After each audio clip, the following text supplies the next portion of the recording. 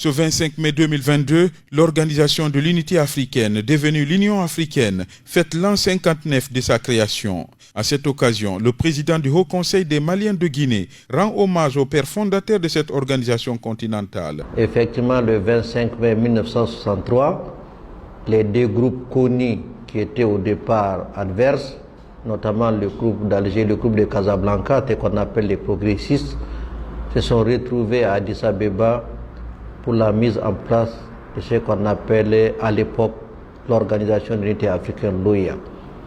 C'est une occasion idône pour moi de saluer la mémoire de ces pères fondateurs qui ont pour nom à l'époque Modibo Keïta, Sékou Touré, Kwame Nkrumah, Julius Nyerere et tant d'autres.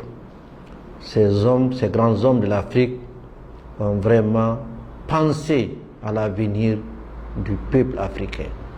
Ils ont pensé à l'avenir d'un continent. Ils ont voulu que ce continent soit uni pour jouer un rôle primordial dans la sphère mondiale. Cependant, Mohamed Sidibé estime que 59 ans après la création de l'organisation, elle peine toujours à atteindre ses objectifs. 59 ans après, l'objectif n'est toujours pas atteint à cause de certains chefs d'État qui défendent leurs intérêts égoïstes au profit des intérêts du peuple africain. L'objectif pour moi, comme ton nom l'indiquait à l'époque, c'est l'unité africaine. Ce n'est pas seulement la libération, mais c'est l'unité africaine.